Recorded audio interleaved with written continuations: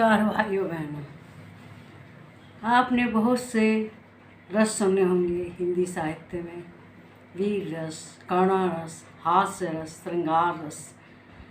वे तो सब अपने आप में अनोखे हैं ही, लेकिन सबसे अनोखा रस है निंदा रस।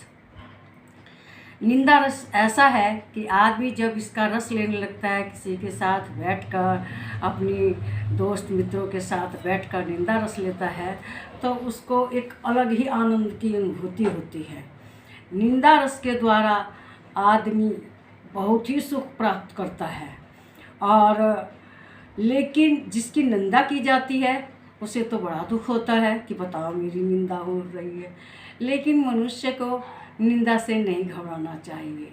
किसी ने सच ही कहा है, निंदक नियरे राखे आंगन कुटी छवाए, बिन पानी सोडा बिना निर्मल होत सुजान। मतलब आदमी को अपने पास, अपने घर में निंदक को रखना चाहिए।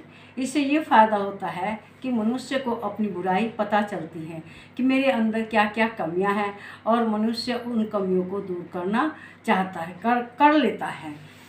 लेकिन निंदा वास्तव में एक बहुत बड़ा पाप है। निंदा करने वाला मनुष्य केवल पाप का भागी होता है, क्योंकि भगवान भी इसको पसंद नहीं करते कि कोई किसी की निंदा करे, चुगली करे। बल्कि भगवान तो चाहते हैं कि मनुष्य जब इस मनुष्य योनि में है तो भगवान का स्मरण करे, उनको याद करे, उनका नाम ले।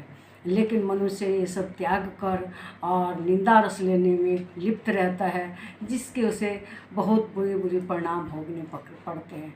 जब पता चलता है कि फलाने ने मुझे ऐसा कहा, उसके समाज में उसकी पोल खुलती है, लोग आपस में चर्चा करते हैं कि फलाना ऐसे कह रहा था, फलाना ऐसा कह रहा था, मतलब आपकी चुगली कर रहा था, तो उसके बिना मतलब दुश्मन तैयार हो जाते हैं, जो उसको पसंद नहीं करते और उसको मौका मिलने पर नीचा करने की, चाहे उसका नुकसान करने की कोशिश करते हैं।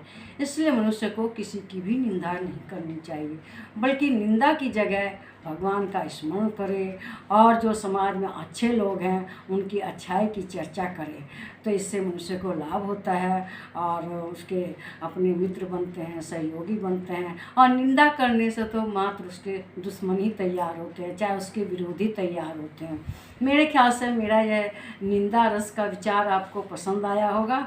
इसको लाइक करें और मेरे वीडियो पर कमेंट करें और मेरे चैनल को सब्सक्राइब करें। नमस्कार।